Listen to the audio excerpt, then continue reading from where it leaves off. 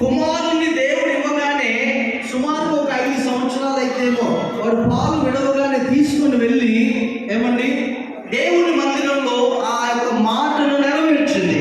जैसा लगभग 5 वर्ष हो रहा है सामुएल को, जैसा प्रभु के साथ वो मन्नत मांगती है, वैसी दूध छुड़ाया गया है। छुड़ाने के बाद तुरंत ले जाकर वो प्रभु का भवन में छोड़ती है अन्ना सामुएल को। ఇప్పుడు పిల్లలకి పాలు ఎప్పుడు మనిపిస్తారండి? ఇప్పుడున్న జనరేషన్ లో ఎన్ని సంవత్సరాలకు బంద్ చేపిస్తారు? సుమారు 6 నెలలు అంటారు, 8 నెలలు రాగానే ఇక తల్లులు ఏం చేస్తారు, చేతులు రాసేసుకుంటారు ఇక వీడు పాలు బంద్ చేయాలని. సుమారు ఈ కాలంలో 6 నుంచి 8 లేదా 1 సంవత్సరం కాగానే పాలు బంద్ చేపిస్తారు చిన్నపిల్లలకి. आजकल जनरेशन में क्या करते हैं, माँ लोग 1 साल नहीं तो 6 महीना 7 महीने होने के बाद बच्चों को दूध पिलाना छोड़ देते हैं। అవునా కాదా? कितने लोगों को समझ में आ रहा है? అవునా?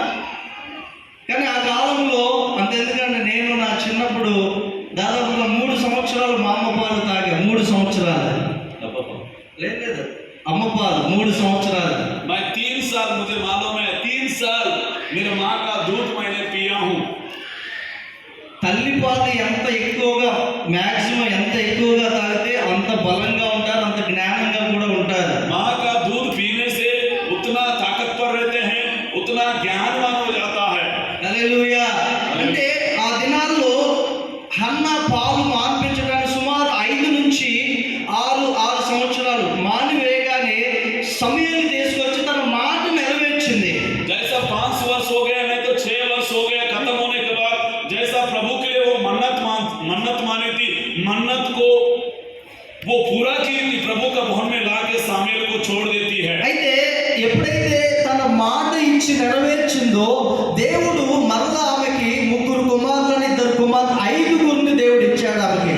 परमेश्वर के लिए वो सामुएल को 1 बेटा दिया है, तो परमेश्वर ने उसको 3 बेटा 2 बेटी, परमेश्वर ने 5 और संतान दिया उसको, अन्ना को। అలాగే యొప్త అమ్మోనీయుల మీదకి వెళ్ళి యుద్ధం చేసి జయించి తిరిగి వచ్చినప్పుడు నా ఇంటి నుంచి ఏదైతే వస్తుందో దాన్ని నీకు మొక్కుబడి చేస్తాను లేదా దహన బలి ఇస్తానని ప్రతిష్ఠిస్తానని దేవునికి మాట ఇచ్చాడు. దాని ప్రకారం యొప్త కూడా తన కుమార్తెను దేవునికి ప్రతిష్ఠించాడు. यप्ता ने क्या करता है, मैं फिलिस्तियों को యొప్త అమ్మోనీయులు अमोलियों लोगों को मैं उनको जय प्राप्त करूंगा, उनको हराऊंगा, तो जो चीज मेरे घर के सामने आंगन में आएगा वही चीज मैं आपके लिए अर्पण करूंगा, बलि चढ़ाऊंगा बोल के यप्ता ने प्रभु से मन्नत मांगता है। అయితే దేవుని బిడ్డలుగా మనము కూడా దేవునికి ఏ విషయంలోనైనా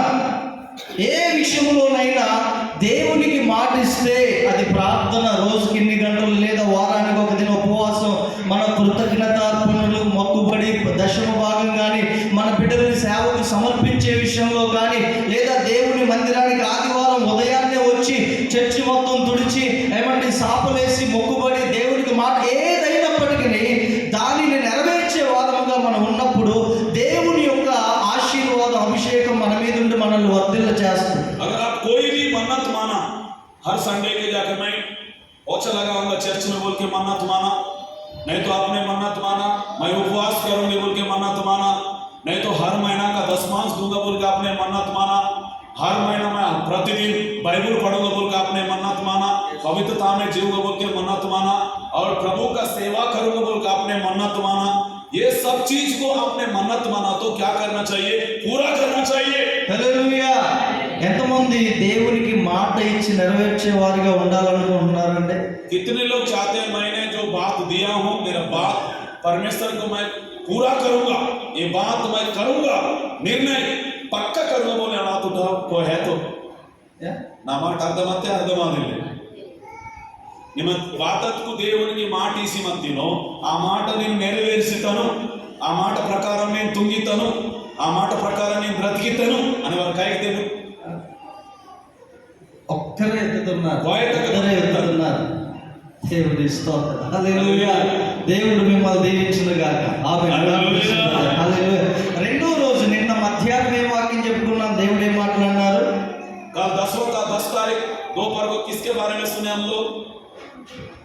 ఎవరైనా చెప్తారా? నిన్న మధ్యాహ్నం कल दोपहर को प्रभु का दास ने కుటుంబం గురించి చెప్తోంది.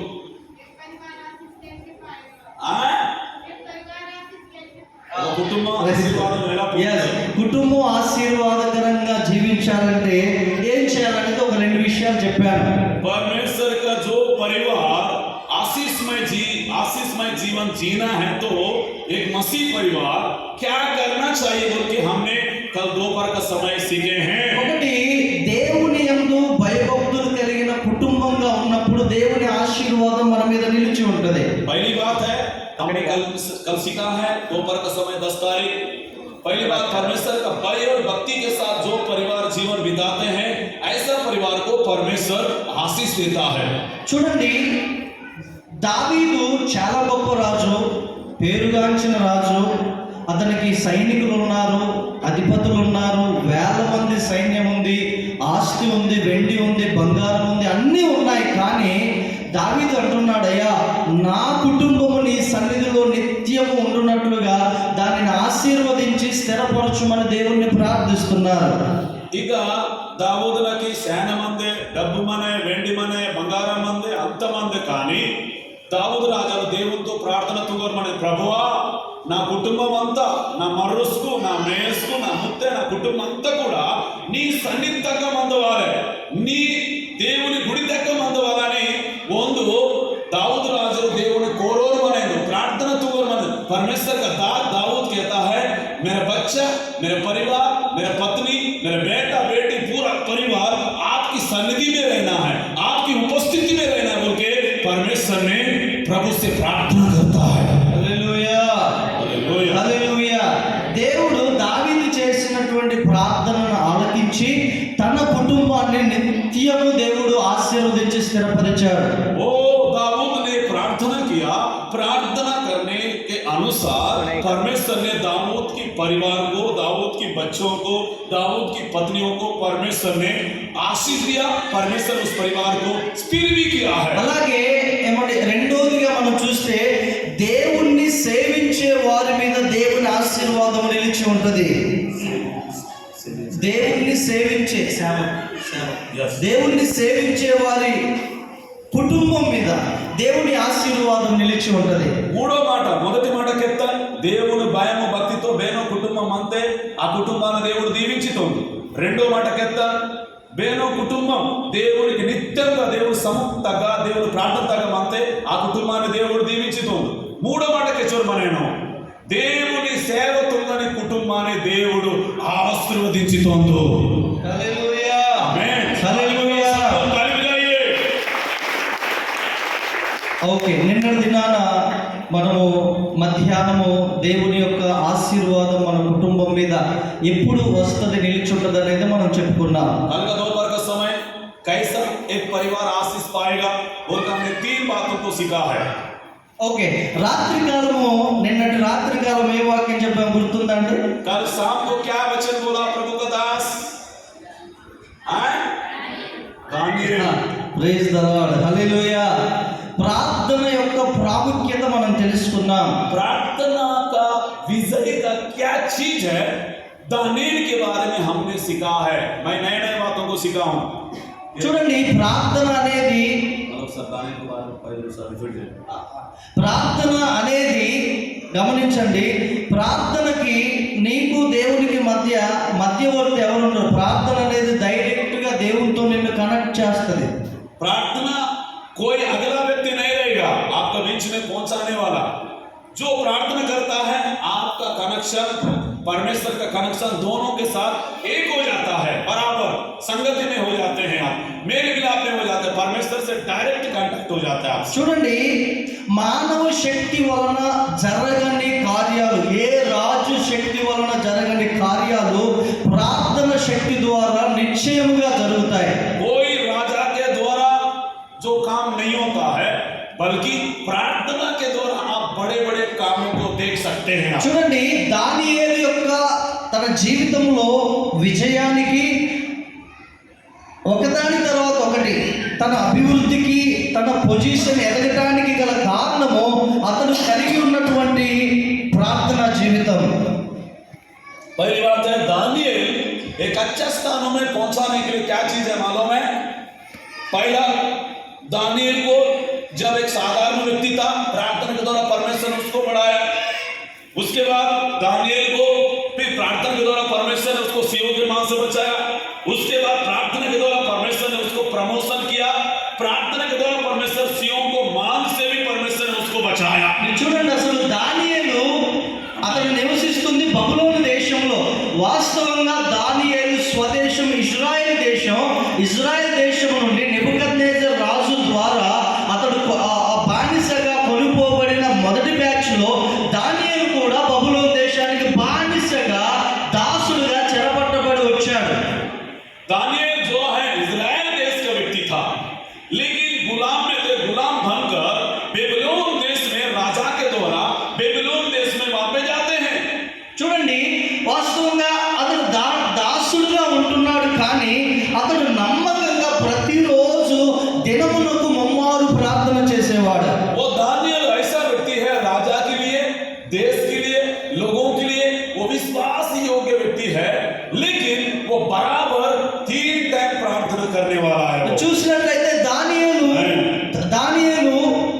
నలుగురు రాజుల్ని అతను చూశాడు. నెబుకద్నెజర్ రాజు, బెల్షస్సర్ రాజు, అలాగే మాదీయుడైన దర్యావేషు రాజు, అలాగే కోరెషు రాజును కూడా చూశాడు.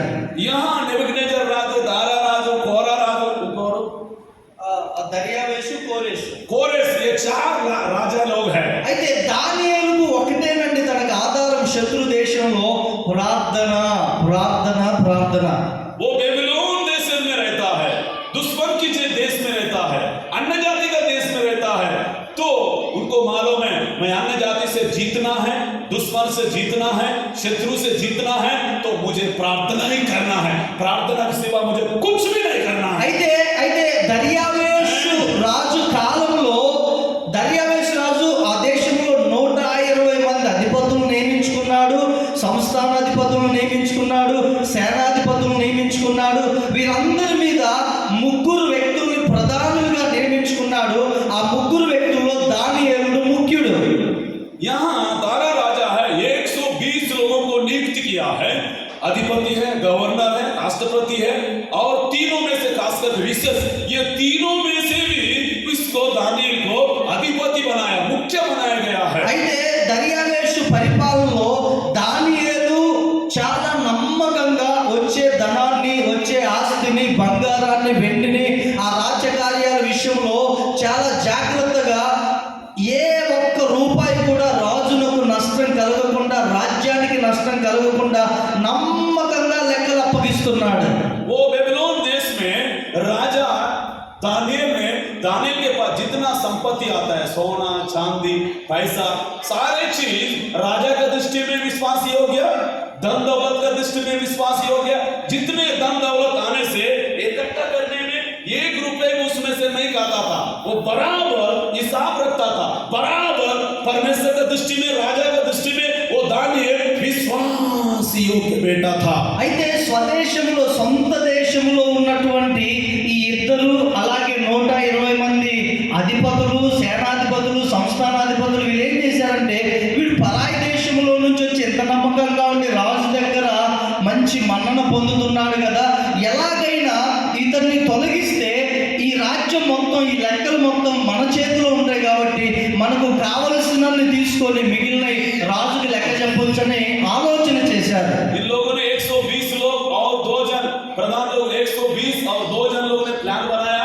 ये दानियल रहने सबको खाने नहीं देता है, खाने भी नहीं देता है, तो ऐसा करेंगे दानियल को कहीं ना कहीं फंसाएंगे, इसको गिराएंगे।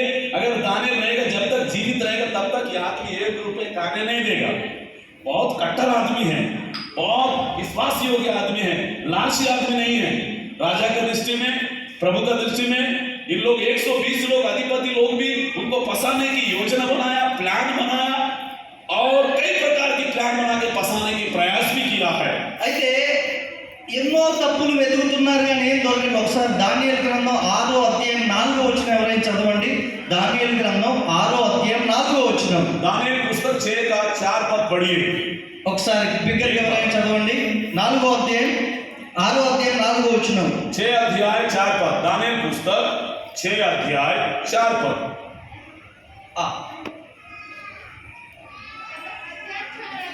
राज्य के विषय में ఆ राजा के विरुद्ध ఆ, परंतु वह विश्वास योग्य था ఆ, और उसके काम में कोई भूल या दोष ना निकला ఆ, और वे वैसा कोई अपराध या दोष ना पा सके। ఆ. ఇక్కడ చూడండి, దానియేలు నమ్మకస్తుడై ఏ నేరమైనను ఏ తప్పైనను చేయువాడు కాడు గనుక దానియేలులో తప్పైనను లోపమైనను కనుగొనలేకపోయిరి.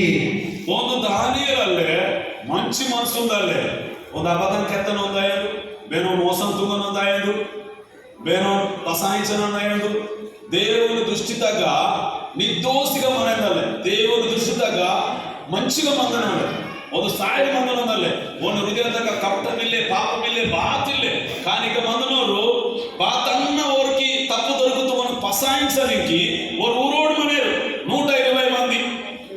అయితే ఏమి తప్పు కనుగొనలేక ఇసిగిపోతున్నారు. కానీ ఒకటి ఆలోచించారు. ఒక విషయం చెప్పనివ్వండి, నిజముగా వ్యక్తిగతముగా ప్రార్థన పరులైనటువంటి వారు ఖచ్చితముగా వారిలో ఏ లోపము కానీ ఏ పాపము కానీ ఉండనే ఉండదు. सचमुच में जो प्रार्थना करता है, प्रार्थना करने वाला विश्वासी, प्रार्थना करने वाला संगठन, प्रार्थना करने वाला जवान बेटा बेटी के अंदर में वो किसी भी प्रकार की पाप नहीं दिखता है. ఎందుకు అంటే ప్రార్థన ఎక్కువగా ప్రార్థన చేసే వ్యక్తికి దేవుని యొక్క శక్తి, దేవుని యొక్క సన్నిధి తన శరీరమును మొత్తం కప్పి ఉంచుద్ది. ज्यादा जो प्रार्थना करने वाला व्यक्ति के ऊपर परमेश्वर का उपस्थिति, परमेश्वर का अभिषेक चारों ओर घेरा हुआ रहता है, चारों ओर कब्जा करके रहते हैं. అయితే ఏ విధంగానైనా దానియేలుని మనం నింద మోపి ఇతన్ని సింహాల బోన్లో వేయించాలి, ఎలాగని ఆలోచిస్తే 5వ వచనం చదవండి అమ్మ. 5వ వచనం చదవండి. 5 पद पढ़िए. 5వ వచనం, 6వ అధ్యాయం 5వ వచనం. दानियल को कहीं ना कहीं फंसाना है, कुछ ना कुछ सियों को बांध में डालना है, इसका प्रार्थना को रोकना है, कैसे करके मार डालना है, खत्म करना है बोल के योजना बनाया. लेकिन कोई भी पाप नहीं पाया, कोई भी गलती नहीं पाया, कोई भी त्रुटि नहीं पाया. 5వ వచనం.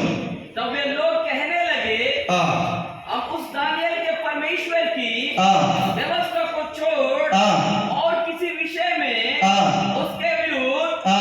कोई दोष ना पा सकेंगे. ఇక్కడ అంటున్నాడు, దానియేలు యొక్క దేవుని పద్ధతి విషయమందే కానీ మరి ఏ విషయమందునో అతనిలో లోపం మనం కనుగొనలేమని. अब ये लोग कहने लगा, हम उस दानियल के परमेश्वर व्यवस्था को छोड़ किसी भी विषय में उसका विरोध कोई भी दोष ना पा सकेंगे. హల్లెలూయా.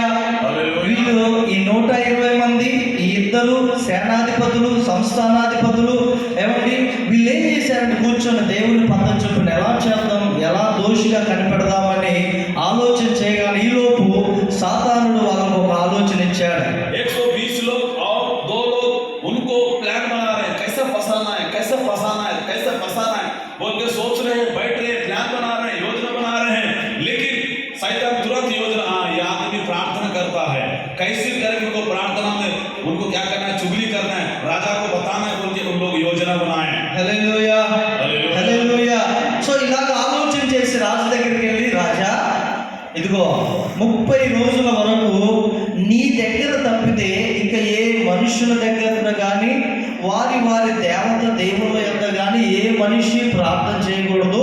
ఇదొక ఆజ్ఞగా, ఇదొక శాసనంగా మీరు విధించి సంతకం చేయాలంటే ఇతడు అనాలోచనగా ఓకే అనేసి సంతకం చేసేసాడు. 30 दिन तक राजा को छोड़कर कोई भी अपना अपना देवता को प्रार्थना नहीं करना है, सिर्फ राजा को ही करना है. अगर कोई भी राजा का बात को टालता है, आगे का फल नहीं करता है, उसको सीओ को मान में डाल दिया जाएगा बोल के राजा के पास जाके लोगों ने आदेश मांगते हैं. అయితే ఆజ్ఞ రిలీజ్ అయింది. అయినా దానియేలు ఇంట్లో యెరూషలేము వైపు కిటికీలు తెరిచి మేడగదిలో ప్రార్థన చేస్తూనే ఉన్నాడు ముమ్మారు. ఇలా 1 దినము, 2 దినము, 3 దినాలు, మొత్తానికైతే వాళ్ళకు ఒక ఎవిడెన్స్, ఒక ఆధారం దొరికింది.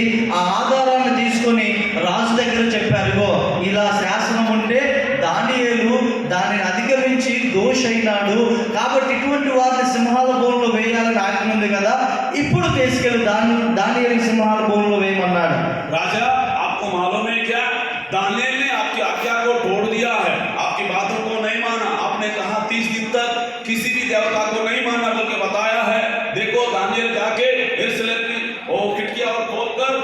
प्रार्थना कर रहा है बोल के राजा को जाके चुगली बताया, राजा को जाके शिकायत किया है। అయితే రాజు సాయంకాలం ఉదయం మొదలుకొని సాయంకాలం వరకు ప్రయత్నం చేశాడు, ఎందుకు దానియేలును విడిపించాలని. కానీ రాజు వలన కూడా కాకపోతే అన్నాడు, నీవు అనుదినము సేవించుచున్న లేదా ప్రార్థించుచున్న నీ దేవుడే నిన్ను రక్షించును కాకని సింహాల బోన్లో వేయించాడు.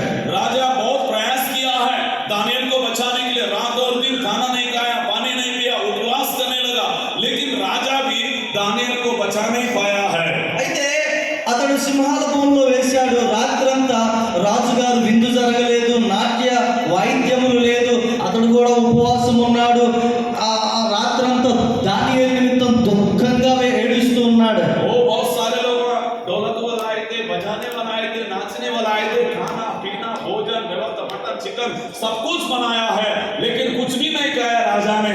लेकिन दानियल के लिए, दानियल को बचाने के लिए राजा भी क्या कर रहा है, उपवास कर रहा है। హల్లెలూయా. అయితే దానియేలుని సింహపు బోన్లో వేసినా కానీ చక్కగా ప్రార్థిస్తున్నాడు. दानियल को सिंहों को मान में डाला, लेकिन राजा यहाँ पे दानियल को बचाने के लिए ఇక प्रार्थना। సింహపు బోన్లో వేస్తే వందల కొలది వందల కొలది సింహాలు బోన్లో ఉన్నాయి. అయితే ఎప్పుడైనా కానీ మనం గమనిస్తే అన్ని సింహాలు ముందు రావు, కానీ సింహాల్లో రాజసింహం అనేది ముందుగా వచ్చి తన మాంసాన్ని లేదా తన ఆహారాన్ని ముందుగా తింటది. लगभग उस सिंहों के मान में 1000 शेर है। कितना है? 1000. हजारों हैं, सैकड़ों हैं, बहुत सारे वहां पे शेर है, लेकिन सब शेर जाके पहले नहीं खाएगा। जो मेन लीडर होता है, लीडर बोलते हैं ना जी हाँ, जो लीडर होता है वो लीडर जाके बड़ा शेर जाके खाएगा, उसके बाद सभी लोग आके खाएंगे वहां पे। అయితే ఎప్పుడైతే దానియేలుని ఈ ఈ రాజసింహం అంటే పెద్దది, అందరికంటే అన్నిటికంటే పెద్ద సింహం వచ్చిందో, దానియేలు ప్రార్థన చేయగానే ఏమండి దానియేలు ఎప్పుడైతే సింహ బోన్లో వేశారో అక్కడ దేవదూత కూడా వచ్చి అక్కడ నిలబడి ఉన్నారు. जहां दानियल को आने के पहले प्रभु का स्वर्गदूत ने वहां पे गया, उस प्रभु को मालूम है मेरा दास यहाँ पे आने वाला है सिंहों के मान में। दानियल वहां पहुंचने के पहले स्वर्गदूत ने वहां पे गया है। అయితే దానియేలుని తినడానికి వచ్చిన సింహంతో దూత చెప్తుంది, ఈ రాత్రి మీరు ఉపవాసం ఉండండి, రేపు మీకు విందు ఏర్పాటు చేస్తాను అన్నట్లుగా సింహానికి చెప్పాడు దూత. देखो इधर स्वर्गदूत कहते हैं दानियल नौकनाद అవకి తీరా ఊడా దేవుని దూత కెచ్చరు మందే మీరు అందరూ ఉపవాసం ఉండండి, మీ గురించి మంచి విందు తుంగోర్ మనే बाद उसके बाद आप लोगों को अच्छा भोजन मिलेगा, लेकिन दानियल को नहीं खाना है, दानियल को खत्म नहीं करना, उसको चूना भी नहीं बोलके చూడండి, ఒకవేళ ఒక్క దానియేలుని తింటే 100 సింహాలు ఉన్నాయి, ఒక్కో సింహానికి కొంచెం ఎంత మాంసం కూడా రాదు. अगर मान के चलिए दानियल को खाने से वहाँ 1000 शेर बैठा हुआ है गुफा के अंदर में, एक टुकड़ा भी नहीं मिलता है उनको। దానియేలు రాత్రంతా ప్రార్థన చేస్తున్నాడు, సింహాలు కూడా చక్కగా పక్కన మోకరించి, ఎందుకంటే దేవదూత వచ్చాడు కదా, తను సృష్టించిన దేవుణ్ణి గణపరిచిన సింహాలు కూడా చుట్టూ కూర్చున్నాయి, చక్కగా ప్రార్థన చేస్తున్నాయి. दानियल को सिंहों को मान में डाला, शेर मन भी घुटना टेकर शेर मन भी प्रार्थना कर रहा है दानियल के साथ। Hallelujah hallelujah. అయిపోయింది. ఉదయం కాగానే రాజు పరిగెత్తుకుంటూ సింహపు గుహ దగ్గరకు వచ్చి జీవము కలిగిన దేవుని సేవకుడైన దానియేలు అని పిలుస్తున్నాడు. वो राजा सुबह दौड़ते दौड़ते सुबह उठ के आ गया, अरे हे जीवित परमेश्वर का दास दानियल, आपका जीवित परमेश्वर ने आपको बचाया है। అక్కడ రాజు దుఃఖ స్వరముతో, అంటే రాత్రంతా ఏడుస్తూనే ఉన్నాడు రాజు, ఎందుకంటే ఎంత మంచి నమ్మకస్తుడు, రాజ్యం ఎంత చక్కగా ఉందంటే కారణం దానియేలే. దానియేలు ఉన్నంత కాలం నాకు ఏ లోటు లేదు, నేను హాయిగా నిద్రపోయాను, రాజ్యభారం మొత్తం దానియేలు చూసుకున్నాడు.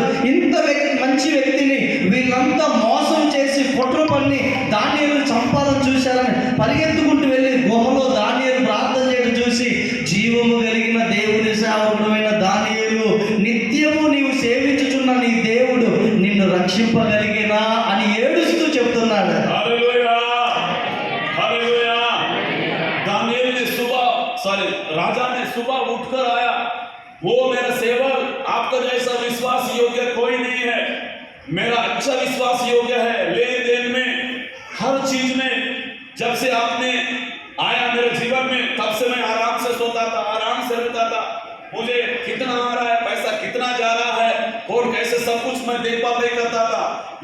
सच्चा मित्र था, अच्छा विश्वासी हो गया दास।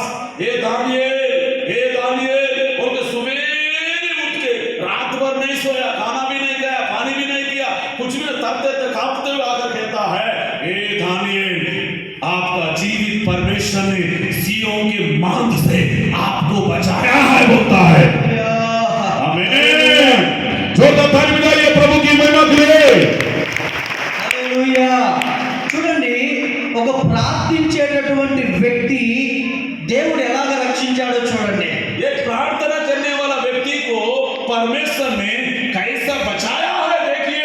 ఇక వెంటనే దానియేలును బయటికి తీయించి ఎందరైతే దానియేలు మీద నేరము నింద మోపారో, ప్రధానులు అధిపతులు 180 మంది, ప్రధానులు 2, సేనాధిపతులు సంస్థానాధిపతులు ఏమండి, వీళ్ళని, వీరి భార్యల్ని, వీరి కుమారులని అందరిని దాదాపుగా 980 మందిని ఒక్కసారిగా గుహలో తోయించేశాడు. लगभग जो है दानिएल को चुगली किए वाला 120 के उनकी पत्नियां हैं, उनका बेटा लोग, बेटी लोग, सबको लगभग 980 लोग थे। पूरे लोगों को सियों को मांग में डाला, सबको शेर ने पूरा फाड़ के उनकी कलेजा, बोटी, आंख पैर सब चाट के खाया है शेर मां। చూడండి 24వ వచనం, 6వ అధ్యాయం 24వ వచనం చదవండి. 6వ అధ్యాయం 24వ వచనం. दानिएल पुस्तक 6 अध्याय 24 पर पढ़िए। 24వ వచనం. तब राजा ने आज्ञा दी, ఆ, जिन पुरुषों ने दानिएल की चुगली खाई थी, ఆ, वे अपने अपने बाल बच्चों और स्त्रियों समेत हाँ। लाकर सिंहों के गड्ढे में डाल दिए जाए। हाँ। वे गड्ढे की पेंटी तक भी ना पहुंचे। ఆ. सिंहों ने उन पर झपट कर हड्डियों समेत उनको चबा బా, डाला। చూసారండి, ఇంతమంది గుహలో వేయబడగానే వెంటనే వాళ్ళ ఎముకలు సైతం పగలు కొరికాడు. అంటే ఎన్ని వందల సింహాలు ఉన్నాయో చూడండి. देखो कितना शेर वहां पे है गुफा के अंदर में, कई हजारों शेर मन है। जैसा आदमी को वहां पे डाल रहे हैं, उनकी हड्डी मन को ऐसा तोड़ दे, कट कट कट कट कट कट ऐसा चाप रहे मन है शेर मन। దేవుని బిడ్డలారా, ప్రార్థన పరునికి ఎన్ని వందల మంది శత్రువులున్నా దేవుడు ఇతడు కలిగి ఉన్న ప్రార్థనా జీవితాన్ని బట్టి ఎన్ని వందల మంది శత్రువులున్నా అతన్ని ఏమీ చేయలేరు. పైగా ఒక్క శత్రువు కూడా లేకుండా దేవుడే తొలగిస్తాడు. हालेलुया। హల్లెలూయా. आपको एक नहीं, 2 नहीं, 3 नहीं, 5 नहीं, 10 नहीं, 50 नहीं, हजारों शत्रु लोग हैं, लेकिन प्रार्थना के द्वारा आपको एक बाल तक भी आपको कुछ नहीं कर सकता। హల్లెలూయా. आमीन। ప్రసాద్ పాలయ్య గారు దాదాపు 20 సంవత్సరాలు పైబడి ఈ ప్రాంతానికి వచ్చి ఎంతో మంది శత్రువులు, కానీ అతడు ఈ స్థితిలో ఉండడానికి కారణం ఇప్పటి వరకు ప్రతి సంవత్సరం, ఇది 20 సంవత్సరాల సేవ, అంటే సంవత్సరానికి 40 దినాలు ఉపవాస ప్రార్థన, ఇది 20వ సంవత్సరం. అంటే దేవుడు తన ప్రార్థన ద్వారా దేవునికి అతడు కలిగి ఉండే ఆ దగ్గర సంబంధాన్ని బట్టి అతన్ని నిలబెట్టి అభివృద్ధి పరుస్తున్నాడు. కానీ తనకి ఎంతమంది అయితే శత్రువులు వస్తున్నారో వారందరినీ దేవుడు లేకుండా తొలగించి ఉన్నాడు. जितने लोग प्रभु का दास प्रसाद पाल के जितने शत्रु लोग हैं, जितने दुश्मन लोग हैं, वो उपवास की प्रार्थना के द्वारा तमाम शत्रुओं को प्रभु मिट्टी में मिला रहा है। सारे शत्रु लोग खत्म होते जा रहे हैं, सारे शत्रु लोग वो मरते जा रहे हैं। आज वो उपवास की 20 वर्ष से लेकर वो उपवास की प्रार्थना आज परमेश्वर का सेवक को जीवित रखा है। చప్పట్లు కొట్టి ప్రభు నామాన్ని మహిమపడదాం. హల్లెలూయా, హల్లెలూయా. ఇది రాత్రి వరకు మనం నేర్చుకున్నటువంటి మాటలు. अभी तक हमने रात काल के समय में इस वचन को सीखे हैं हम लोग। ఈ సమయంలో ప్రభు మరొక మాట ఇచ్చారు. ఇది ఆఖరి దినం కాబట్టి మనకు బయట శారీరక భోజనం చక్కగా ప్రిపేర్ అవుతుంది. ఇంకా పూర్తి కాల, ఇంకా 1.5 గంటన్నర పట్టుద్ది. కాబట్టి ఇంకొక 40 నిమిషాలు ఏమండి దేవుని వాక్యాన్ని ధ్యానం చేద్దాం. అందరూ కళ్ళు మూసుకుంటే ప్రార్థన చేద్దాం. और 1 घंटा लगेगा। खाना बन रहा है, प्रभु भोज भी है, तो उसके बाद आप लोग को शरीर का भोजन मिलेगा, आत्मिक भोजन भी मिल रहा है। तो आप तैयार रहिए प्रभु का वचन सुनने के लिए। अपने आंखों को बंद करेंगे, वचन में जाएंगे हम लोग। 40 मिनट तक प्रभु का वचन में जाएंगे। హల్లెలూయా.